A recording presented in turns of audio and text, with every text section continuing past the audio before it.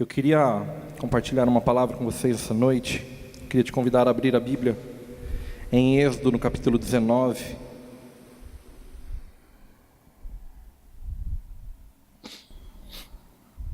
Livro de Êxodo, capítulo de número 19. Amém?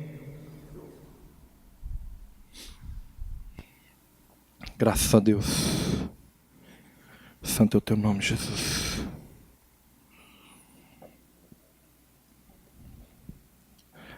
Aleluia. Diz o seguinte: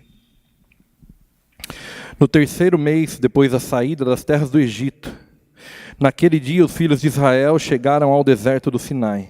Após terem saído de Refidim, entraram no deserto do Sinai, e o povo de Israel acampou ali, diante do monte Sinai. Então Moisés subiu ao monte para encontrar-se com Deus, e do monte o Senhor o chamou e lhe ordenou: assim dirás à casa de Jacó e declararás aos filhos de Israel: vós mesmos vistes que eu fiz o que eu fiz aos egípcios, e como vos carreguei sobre as asas de águia e vos trouxe a mim. Agora, se ouvirdes a minha voz e obedecerdes a minha aliança, sereis como meu tesouro pessoal dentre todas as nações, ainda que toda a terra seja a minha propriedade. Vós sereis para mim um reino de sacerdotes e uma nação santa. E essas são as palavras que dirás aos filhos de Israel. E veio Moisés e convocou os líderes, os anciãos do povo, e declarou diante dele todas as palavras que o Senhor lhe havia ordenado. E então todo o povo afirmou unânime: tudo o que o Senhor mandou, nós faremos. E Moisés declarou diante do Senhor as palavras de resposta do povo. Até aqui, amém?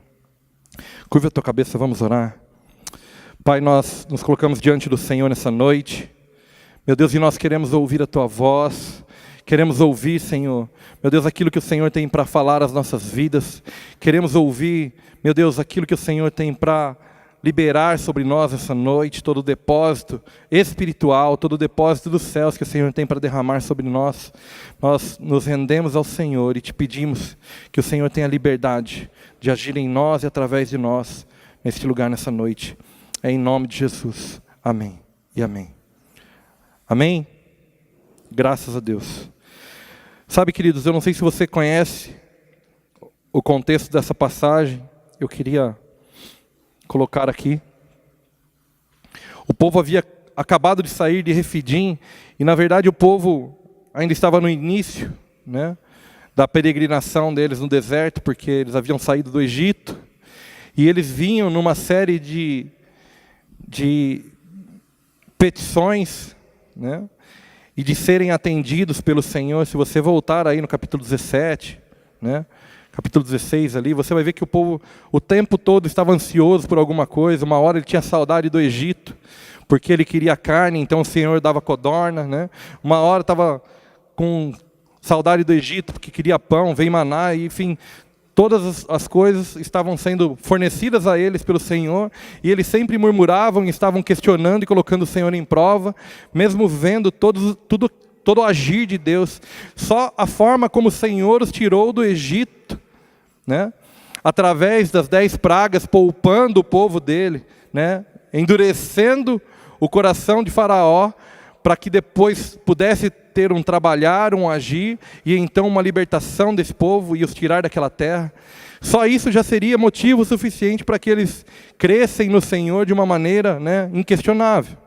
Mas mesmo assim eles começam a peregrinar, e eles vêm com uma série de petições, e o Senhor sempre cedendo e sempre manifestando.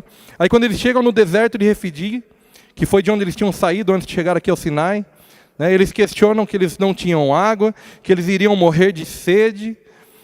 E mais uma vez o Senhor vai e os atende, e Moisés bate com a vara, né, na rocha, e a rocha verte água, aquele povo todo se sacia.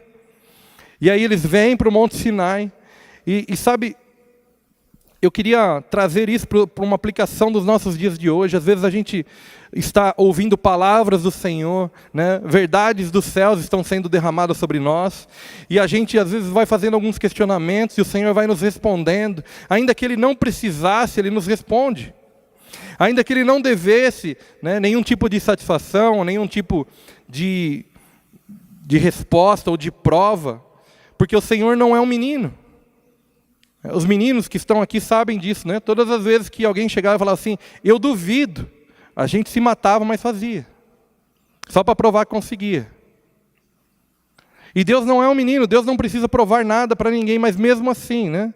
Nos nossos dias hoje nós vemos o agir de Deus, e sabe, é incrível porque nós nos derramamos, nós nos quebrantamos, nós damos graças a Deus, nós testemunhamos, mas sabe, basta 1, 2, 3 dias e parece que aquilo se esvai de dentro de nós de uma maneira muito rápida.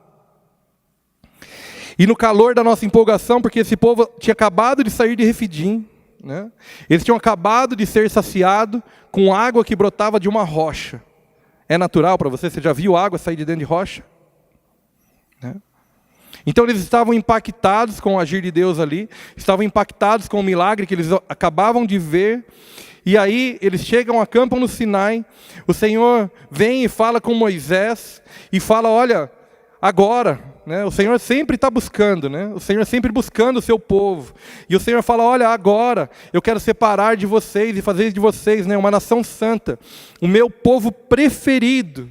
Deus fala para esse povo, fala assim, ó, ainda que toda a terra seja a minha propriedade, eu quero fazer de vocês o meu povo preferido. Cara, isso é demais.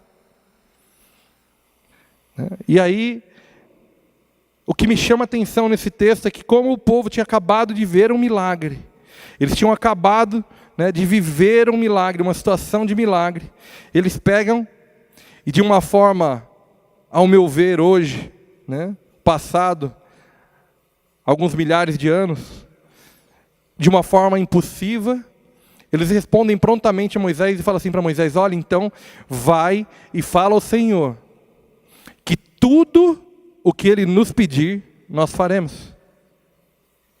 E sabe qual é a semelhança disso com nossos dias? É que a gente, cada vez que a gente vê um milagre, seja em alguém próximo a nós, ou seja em nós, aquilo nos emociona, aquilo nos quebranta, aquilo nos impressiona. E muitas vezes nós fazemos, né, um novo voto, uma renovação com o Senhor.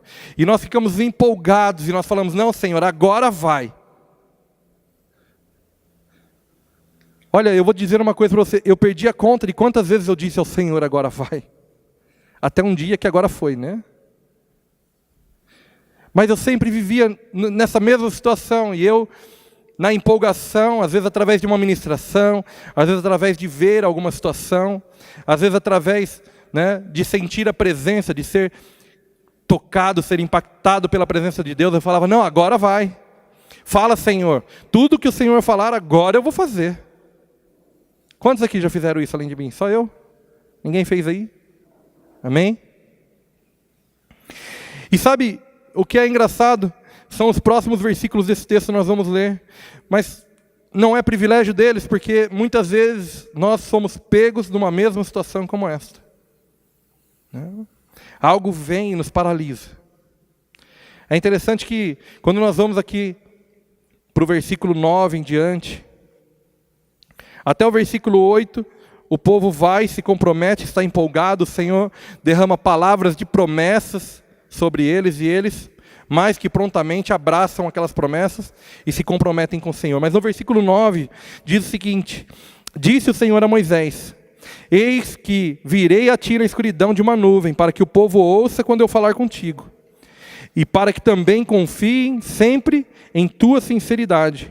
E Moisés relatou ao Senhor tudo quanto o povo declarara em resposta. E o Senhor disse mais a Moisés, vai ao povo e orienta-o a consagrar-se hoje e amanhã. Lavem suas vestes, estejam prontos depois de amanhã, porque depois de amanhã o Senhor descerá aos olhos de todas as pessoas sobre o monte Sinai, e tu fixarás os limites em torno do monte, e os instruirás o povo. Cuidai de não subir ao monte, não toqueis sequer nos seus limites. Todo aquele que tocar no monte será morto. Ninguém porá a mão sobre ele. Será apedrejado ou flechado, quer seja homem, quer seja animal, certamente não viverá. Quando soar prolongadamente o som do chofar, então poderão subir ao monte livremente. Moisés desceu da montanha e foi encontrar-se com o povo. E ele fez com que o povo cumprisse o ritual de santificação decretado, e todos lavaram suas vestes. Em seguida avisou o povo: estai, pois, preparados para depois de amanhã, e até lá não vos chegueis à mulher. Ao alvorecer do terceiro dia, houve trovões, relâmpagos, e uma espessa nuvem sobre a montanha, e um clangor muito forte de trombeta. E todas as pessoas que estavam no acampamento começaram a tremer de medo. E então Moisés conduziu o povo para fora do acampamento, para encontrar-se com Deus ao pé da montanha. E todo o monte Sinai ficou coberto dessa densa nuvem, pois o Senhor havia descido sobre ele em chamas de fogo. O monte fumegava fortemente, como se fosse uma enorme fornalha viva. Toda a montanha tremia violentamente, o som do chofar ia aumentando pouco a pouco, e Moisés falava, e a voz de Deus lhes respondia no trovão. O Senhor desceu sobre a montanha, sobre o monte Sinai, no topo da montanha, e então o Senhor convocou Moisés para subir até o topo da montanha, e Moisés subiu. O Senhor ordenou a Moisés: desce e adverte o povo para que não ultrapasse o limite, para tentar chegar mais perto a fim de me ver, para que muitos deles não pereçam. Mesmo os sacerdotes que se aproximarem do Senhor devem santificar-se, para que o Senhor não os fira de morte. E Moisés disse ao Senhor: o povo não poderá subir ao monte Sinai, porque tu nos advertiste dizendo: delimita a montanha e declara-a sagrada. Então o Senhor respondeu: vai, desce, e depois subirás tu e Arão contigo. Os sacerdotes, porém, o povo não ultrapassem os limites para subir ao Senhor, para que não os fira de morte. E então Moisés desceu e avisou o povo. Sabe, é engraçado que Moisés vai, né? Ele estava liderando esse povo, ele vai, ele prepara, ele traz a palavra do Senhor, ele diz tudo o que o Senhor está ordenando. Então existiam comandos claros, existiam palavras claras, sabe? Não é uma época em que a liderança ou o comando não está enxergando. Não, as coisas estavam claramente sendo ditas, manifestações estavam sendo vistas a olho. Não é uma época onde precisava de muita fé, porque estava tudo sendo ali, né, desenrolado aos olhos naturais. Mas aquele povo, mesmo vendo tudo isso, né, mesmo, né, tendo se comprometido e dizendo ao Senhor e dando uma resposta de que iria, né, derramar sobre esse povo, né, ia falar, ia deixar o povo ver as manifestações, ia falar com Moisés. Sabe, neste ponto, querido, até este ponto, nenhum dos 10 mandamentos haviam sido escritos. E sabe, aqui é um ponto em que existe hoje muita discussão teológica, porque as pessoas, alguns teólogos dizem que a lei, ela vem depois da graça, a graça vem depois da lei. E eu discordo, eu entendo que a lei veio depois da graça, porque até esse ponto não existia lei. As pessoas, elas se relacionavam com o Senhor, né, por amor e conheciam ao Senhor. As pessoas que se relacionavam com Ele, guardavam a lei no seu coração, sem ela estar escrita. Porque quanto mais eu me relaciono com o Senhor, mais eu conheço a Ele. Agora o povo estava acostumado aqui a ser guiado por um libertador, que era Moisés, mas eles se acostumaram a ouvir a voz de Moisés, e então eles já não queriam mais ouvir ao Senhor. Estava cômodo. E sabe, durante alguns anos na igreja nós fomos condicionados a isso. Nós criamos os nossos libertadores, os nossos Moisés, né? E existiu uma usurpação, se assim eu posso dizer, de um sacerdócio. Porque toda a expectativa estava voltada em cima de um pastor ou de um líder que tinha que ser quase que um guru espiritual para dizer o que as pessoas faziam, deviam fazer ou não deviam fazer. E isso trouxe muito peso sobre quem liderava e, sobretudo, trouxe muita frustração sobre os liderados, porque as pessoas muitas vezes não tinham conhecimento ou não tinham a direção necessária e suficiente para guiar aquela pessoa. E então aquela pessoa se frustrava porque ouviu de alguém, mas não foi buscar o Senhor. Sabe, uma situação onde todos estão errados, ninguém tem razão, né? Nem o liderado, nem o líder, porque, cara, na verdade, o líder estava tentando fazer o melhor dele, o liderado não queria ir ao Senhor. E nós vivemos um tempo assim de evangelho, né? Onde nós tínhamos intermediadores. E muitas vezes nós somos, né, prontamente rápidos para apontar ou para julgar a religião A, B ou C, porque colocam um intermediador entre o homem e Deus, mas nós tínhamos os nossos intermediadores. Por quê? Porque é um preço menor a pagar. Sabe, as pessoas para subir naquela montanha, você imagina se Deus aparece, né, hoje, para você e diz assim, olha, se prepara, se santifica, se purifica, e daqui a 3 dias, vem ter comigo no monte ali, mas olha, tem que estar santificado, tem que estar purificado. Se Deus fala isso para uma pessoa, essa pessoa te entrega a palavra e fala assim, ó, então, hoje é domingo, né? Quarta-feira, nós vamos subir no monte lá. Mas, cara, ó, não chega nem perto da tua mulher, fica longe, se santifica, se aparta, faz o ritual de purificação. Nós estivemos lá em Israel, se você vê o tanque de purificação, queridos, é um negócio impressionante. O ritual deles para se purificar, para entrar diante do Senhor, era um negócio impressionante, a forma como eles se banhavam. Cara, a caneca tem 3 alças. Na verdade, eu nem entendi porque tem 3. Né? 2 ainda fazia sentido para mim, mas tem 3 alças. Né? Porque essa mão, enquanto está pegando, está suja. Aí lava essa mão, solta, pega com a outra, sabe? É um negócio completamente diferente da nossa cultura. Então, assim, esse povo, ele estava purificado, ele fez o ritual de purificação. Mas quem te conhece melhor do que você mesmo? Será que se o Senhor chegasse hoje e dissesse, olha, quarta-feira, lá no monte, mas ó, chega lá santo, porque se subir no monte, né, a Bíblia diz aqui que o Senhor não queria que subisse muitos ali e ultrapassasse os limites, para que muitos deles não perecessem. Por quê? Por que iria perecer algum? Porque não estava purificado. Então, se o Senhor chega e diz, olha, quarta-feira, vamos lá, bora. Né? Quantos aqui teriam coragem de subir? Não se manifeste, não se constrange. Mas sabe, era para ser algo natural. O normal seria nós termos a convicção de subir e não nós termos uma dúvida em subir. Porque nós somos chamados filhos e filhas do Senhor. Somos elegidos nele. Sabe, essa palavra que o Senhor fala aqui para a nação de Israel, que queria fazer deste povo preferido entre todos, Ele está falando a nós nesses dias. Nós, né, por um espírito de adoção, os gentios foram enxertados na videira. Pela graça do Senhor, nós fomos enxertados no povo escolhido dele, querido. Então, se nós somos geração eleita, sacerdócio real, nação santa, povo adquirido. Adquirido com o quê? Com sangue vertido numa cruz.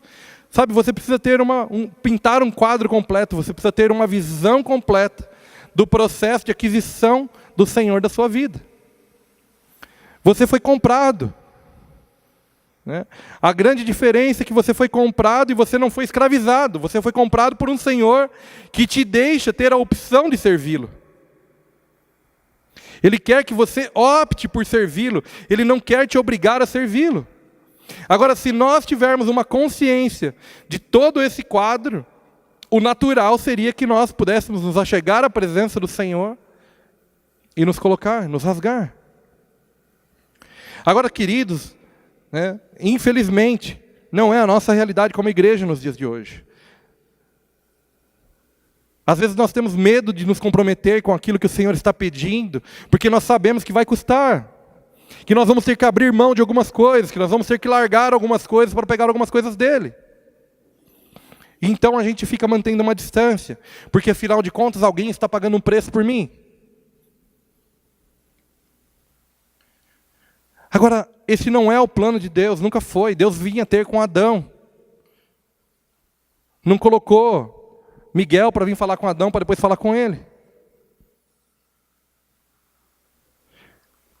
Nós vamos ter uma mudança de mente, uma metanoia, né?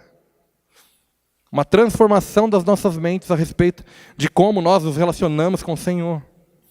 Sabe, esse povo vai para Moisés, depois de dizer assim, olha, vai, que nós vamos nos comprometer, com tudo que o Senhor disser, nós vamos obedecer. Depois de dizer isso, eles chegam para Moisés e falam, ó, fala para o Senhor abortar a missão aí, que nós não vamos subir. Vai você e fala com ele.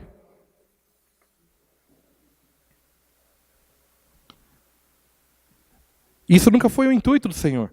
Criar essas leis, pegar tábuas de leis, escrever, né, sobre os mandamentos, sobre homicídio, né, quanto ao altar, quanto aos escravos. E Deus foi dando uma série de ordenanças, né? E Moisés escuta isso do povo, fala, tá bom, vocês não querem, então vou eu lá e fica aí, fica tranquilo, né? E vai e recebe, começa a receber, e fica por 40 dias ouvindo o Senhor. Moisés ficou 40 dias, querido. Não foi um dia, nem 2, nem 3. Foram 40 dias. Né? E a montanha fumegando. E o povo lá embaixo.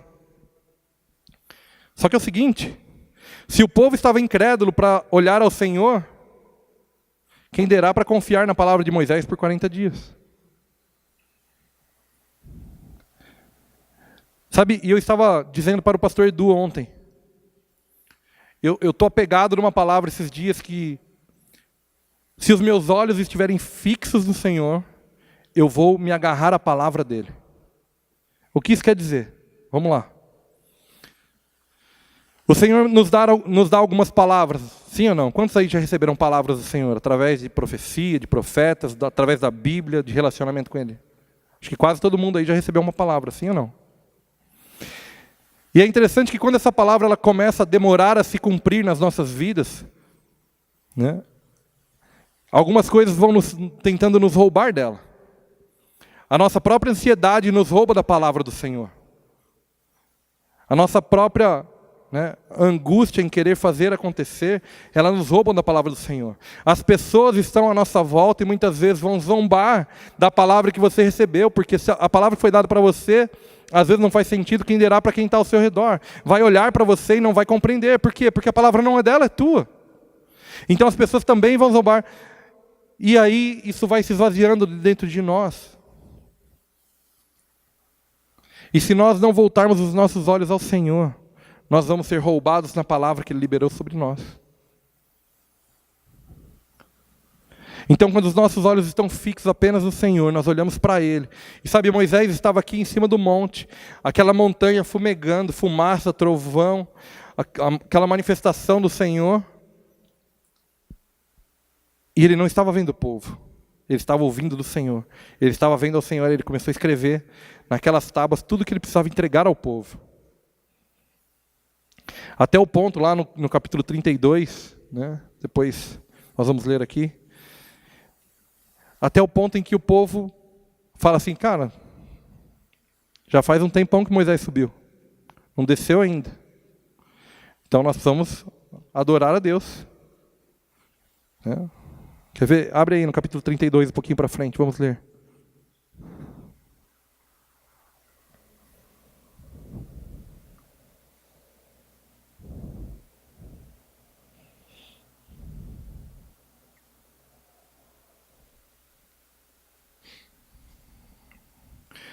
Capítulo 32, versículo 1 diz o seguinte: quando o povo de Israel percebeu que Moisés tardava muito a voltar do alto do monte, ajuntou-se ao redor de Arão e exigiu-lhe, vamos fazer-nos deuses que vão à nossa frente, porque a esse Moisés, a esse homem que nos fez subir da terra do Egito, não sabemos o que lhe aconteceu. Olha a incredulidade aí, olha a dúvida da palavra.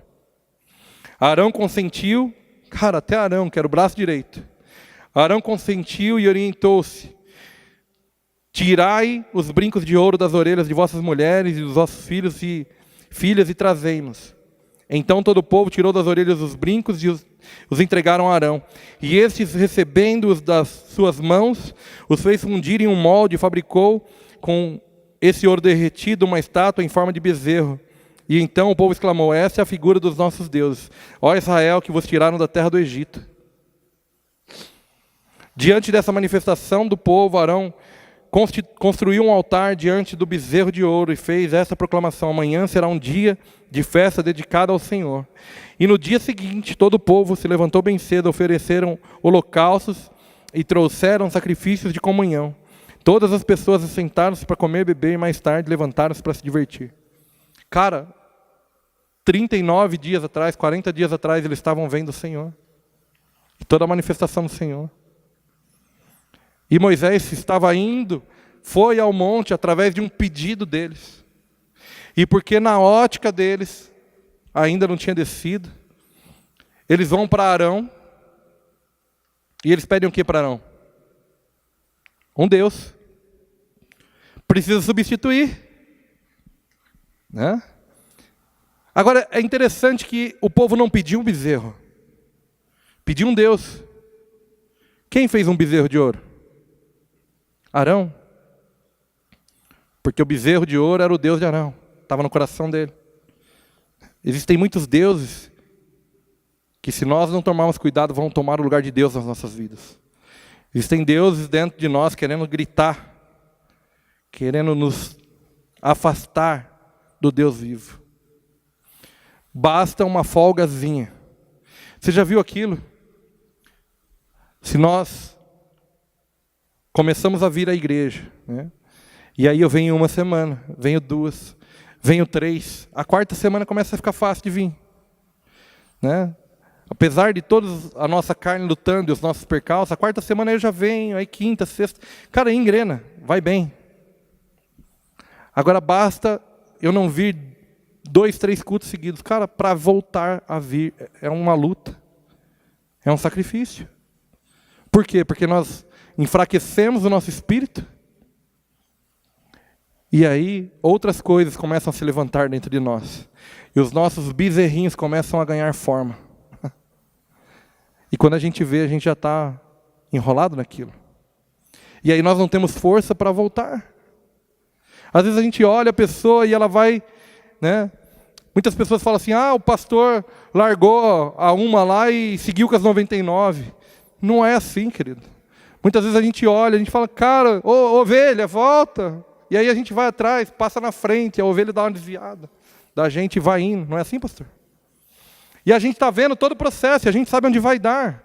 E a gente vai lá e tenta, e sabe, só falta pegar no braço. E aí daqui a pouco essa pessoa vai, está cada vez mais distante. Cara, a gente sabe que chega num ponto que não volta. A gente sabe que vai chegar em um ponto que não volta. Por quê? Porque muitas coisas já ganharam forma dentro dela.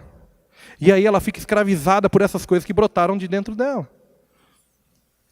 E é interessante que aí, seguindo o texto aqui, no versículo 7, fala assim: olha, então o Senhor avisou Moisés: vai, desce depressa, porque o teu povo, que ajudaste a subir da terra do Egito, perverteu-se.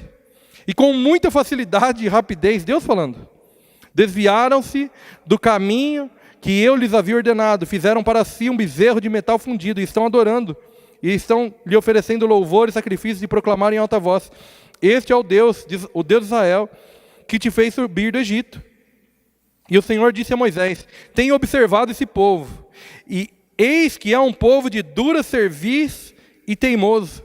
Agora, portanto, deixa-me para que se inflame contra eles com a minha ira, e eu os consuma. Todavia, mais tarde farei de ti uma grande nação. Olha a proposta que Deus faz a Moisés. Como diz meu pastor Luiz Hermínio, tem muito pastor aí que, se Deus faz uma proposta dessa, ele pega na hora. Ele fala: olha, esse povo é teimoso e tem uma dura cerviz.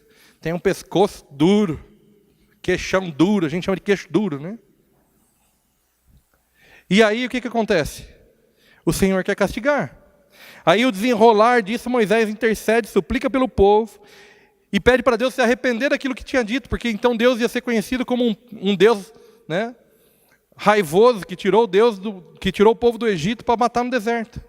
Fala, você vai ficar sendo conhecido como um Deus que tirou o povo lá do Egito e matou no deserto, tirou para matar.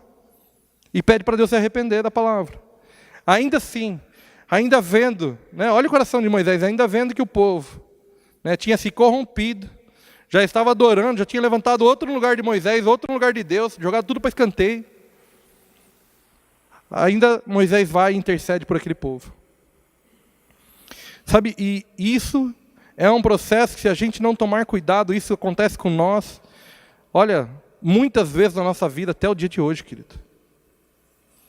Se nós não cuidarmos do nosso coração, cuidarmos do nosso interior, daquilo que está depositado dentro de nós, sabe, e fizermos uma análise verdadeira de dentro de nós, de como nós estamos nos relacionando com o Senhor, né?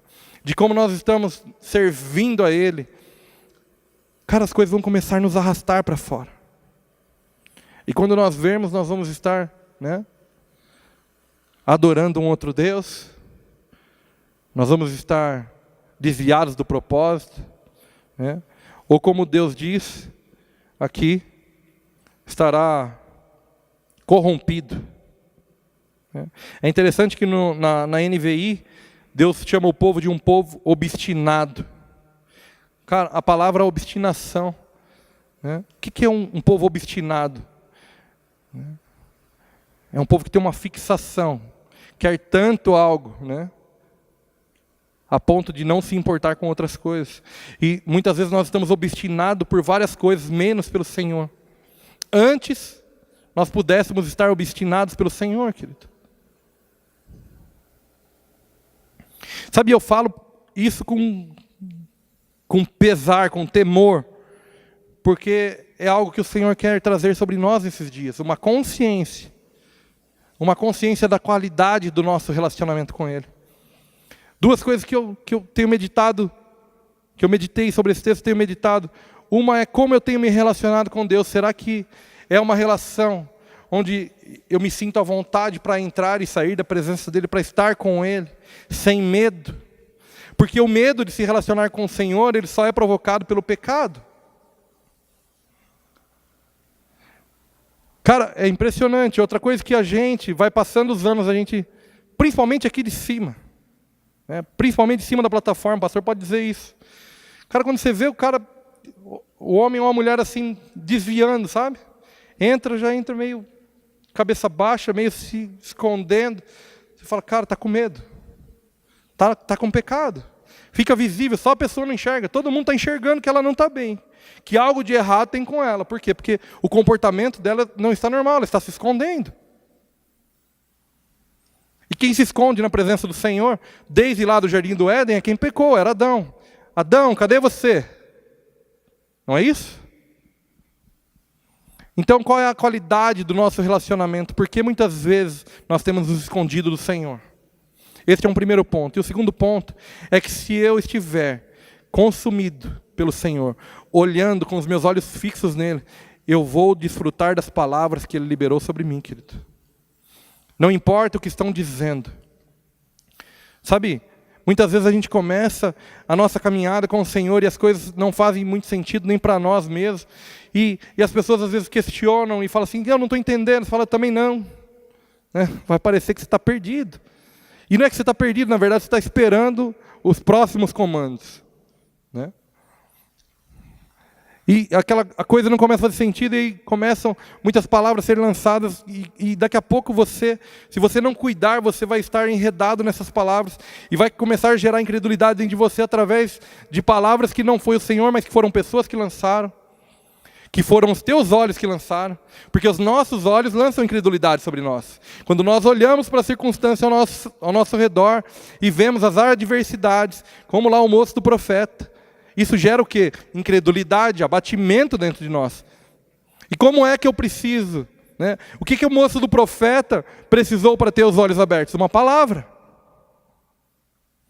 Então nós precisamos voltar para a palavra do Senhor, porque através da palavra dele os nossos olhos vão ser sarados, e nós vamos começar a enxergar aquilo que o Senhor está vendo.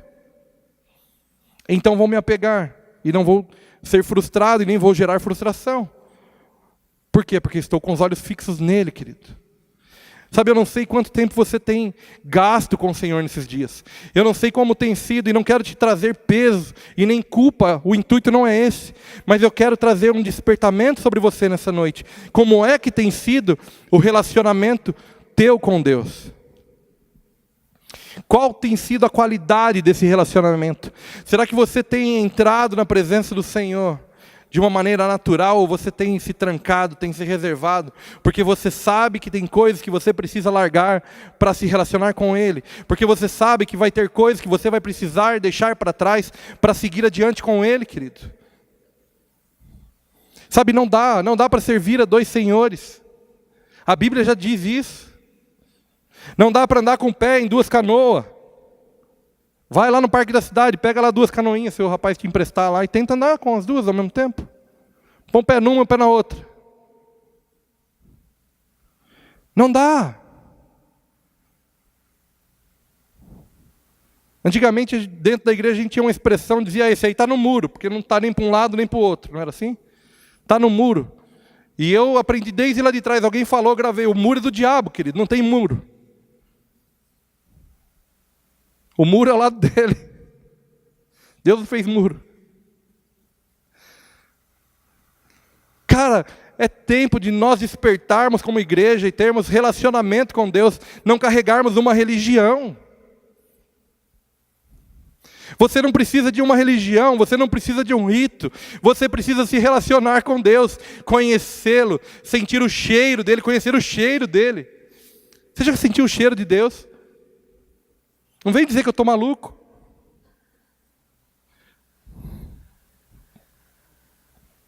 Você conhece a voz dele? Tem algo de errado. Porque nós produzimos culto a ele, mas não o conhecemos muitas vezes. Estamos entrando num ambiente onde a presença dele está densa, manifesta. E querido, nós não somos consumidos hoje porque Cristo foi consumido naquela cruz por nós. Porque se fosse valer a lei dessa época aqui, meu Deus. Às vezes ficamos dispersos, desavisados. Mas Deus está te chamando nessa noite. Assim como Ele falou para esse povo, olha, vocês são o meu povo escolhido, uma nação santa. O preferido, Deus está te chamando de preferido, querido. Deus olha para você e te chama de preferido. Sabe, gaste tempo com Ele. Se comprometa. Quando você fizer um compromisso, dizer, então tá bom, então vou fazer tudo que o Senhor mandar, faça, querido. Ainda que contrarie tudo aquilo que você está apegado, ainda que contrarie tudo aquilo que você sabe que não vai dar para levar adiante, faça o que Deus mandou, se agarre à palavra dele, obedeça, e você vai entrar num outro tempo, você vai entrar num outro ciclo, sabe? As coisas vão começar a ser desenvolvidas diferente dentro de você, porque existe uma bênção sobre a obediência, querido. Da mesma forma como existe uma maldição sobre a desobediência, existe uma bênção sobre a obediência. Todas as promessas da Bíblia, elas vêm precedidas de um mandamento.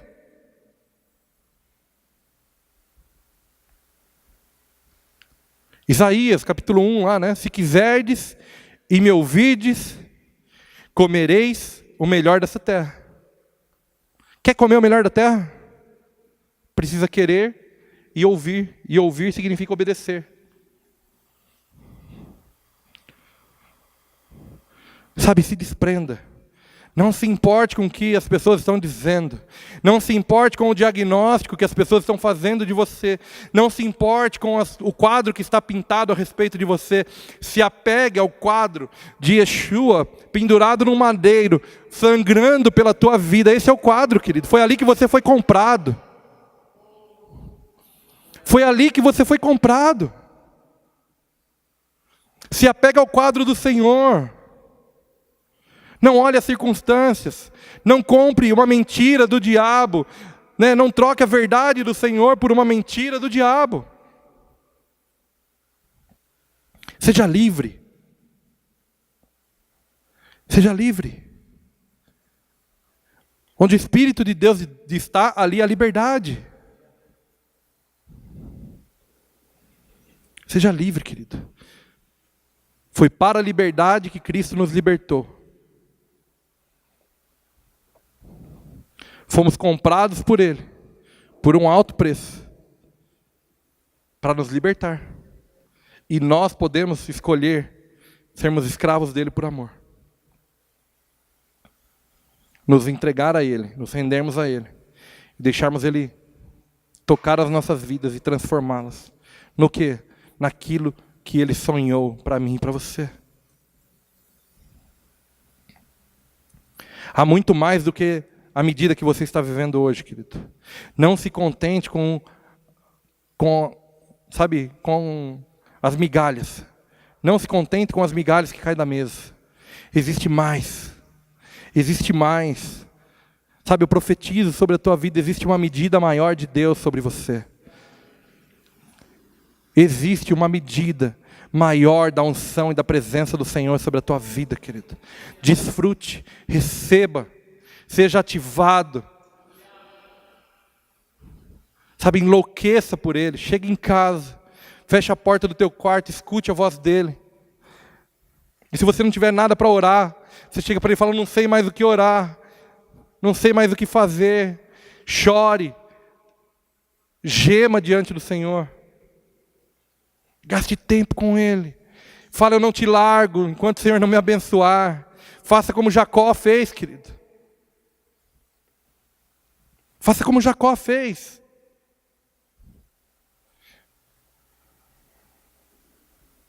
Se apega à palavra do Senhor. Se apega à palavra dEle, querido. Sabe, Deus quer transformar as nossas realidades. Deus quer estabelecer, há uma realidade estabelecida no céu, que Deus quer manifestar na terra através da minha e da tua vida. É neste lugar que nós precisamos entrar, mas para entrar nós precisamos conhecer. E para conhecer eu preciso me relacionar com Ele. Amém? Vocês estão compreendendo? Sabe, isso não é algo para amanhã, isso não é algo para daqui a pouco, isso é algo para agora, querido. Para agora, não adianta postergar, não adianta você dizer, mas quando acontecer isso, quando acontecer aquilo, quando... Cara, Deus já fez. Deus já fez. E cada dia que você deixa de cumprir o propósito dEle, é um dia a menos que você pode cumprir. E aí talvez você vai falar para mim assim, mas eu já estou de idade avançada, então já larga para lá. Deixa quieto. Não, Deus vai remir o teu tempo, querido. Assim como Deus tem remido o meu tempo, Deus vai remir o teu.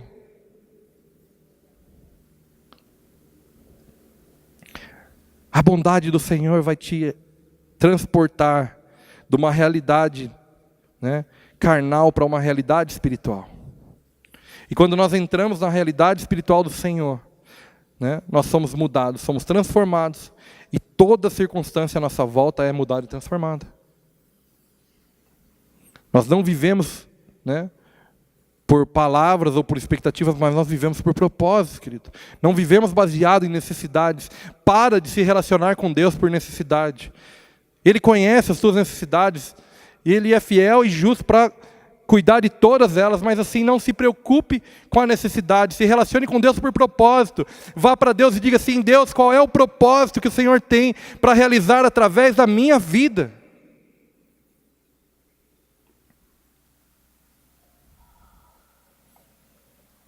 Se entregue. Sabe, faça diferente. Ao invés de olhar, se esfriar depois de ver o milagre, né? Ao invés de murmurar e sempre estar fazendo uma nova petição, para fazer uma nova prova com Deus. Cara, Moisés, quando chega lá em Refidim, Moisés fala, de novo, vocês vão provar o Senhor? Mas gente, que difícil. Mas de novo, vocês querem outra prova de Deus?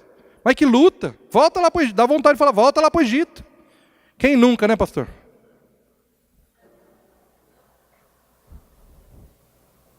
Não, querido. Não. Essa não é a realidade do céu para você. A realidade do céu é uma plenitude da vida, é a zoe de Deus. Plenitude de Deus sobre a tua vida. Essa é a realidade de Deus para você. E eu creio, e eu profetizo que nessa noite, o Senhor está nos trazendo para essa realidade. O Senhor está nos inserindo neste lugar, do qual nós nunca deveríamos ter saído. Neste lugar que nós deveríamos ter guardado, nesse lugar que nós deveríamos estar, apegados, que nós deveríamos estar acorrentados. Nós temos uma facilidade em colocar uma algema no pecado, mas nós não colocamos uma algema nossa em Deus. Que loucura! Que loucura, cara!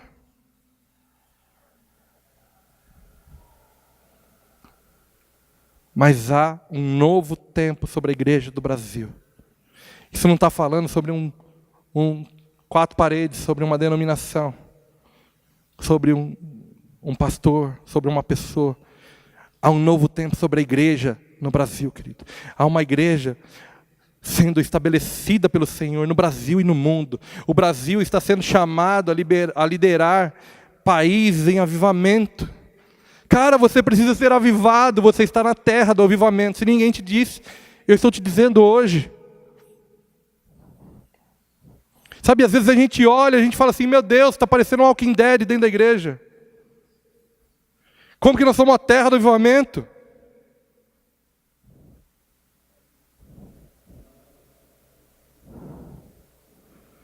E aí, quando os nossos olhos veem essa circunstância, aí nós temos que olhar para o Senhor e dizer, não, o Brasil é terra do avivamento, o Brasil é terra do... Declara, ainda que os nossos olhos estejam vendo ao contrário. Nós vamos entrar neste lugar que o Senhor quer liberar sobre a nossa nação nesse tempo. E você tem a opção de entrar junto ou não. Você vai fazer a sua escolha, querido. E eu espero, eu oro, para que a sua escolha seja a escolha correta. Sabe? Eu tenho chorado para que a gente entre nesse lugar de entendimento no Senhor, querido. Ou nós vamos ser uma igreja profética, como diz o meu pastor, ou nós vamos ser uma igreja patética. Ou nós entramos num lugar de relevância, ou nós vamos só mais um cultinho de domingo. Mais um crentinho, bonitinho de domingo à noite. Como diria o meu amigo Judson lá. Não. Nós não vamos porque nós temos uma palavra. Brasil é terra do avivamento. Brasil, exportador de brasas. Você vai queimar como brasa viva no altar do Senhor, querido. Em nome de Jesus Cristo. Em nome de Jesus. Hoje, este é o dia que o Senhor fez. Este é o dia. Não é amanhã, não é depois. Este é o dia. É hoje que a nossa realidade vai ser transformada. Pelo amor do Senhor, Ele não matou esse povo ali. Mas sabe o fim dessa história? Eles rodaram mais uns 36 anos, 37 anos. E morreram na porta de Canaã.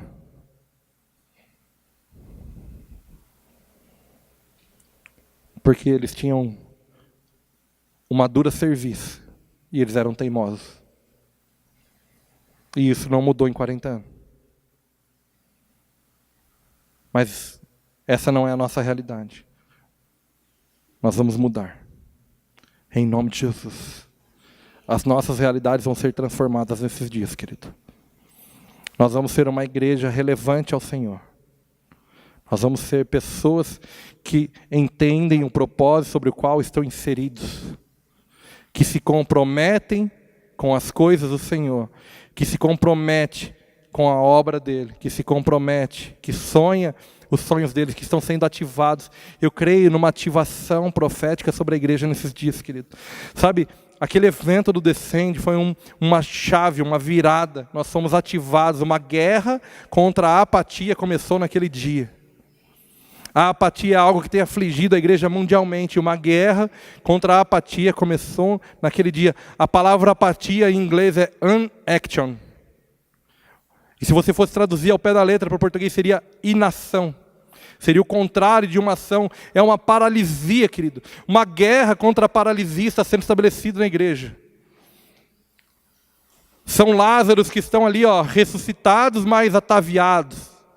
Cara, nós ganhamos, nós somos salvos por Cristo e estamos enfaixados. Ah, não. Essas ataduras vão ser removidas, pode ter certeza. Em nome de Jesus. Em nome de Jesus.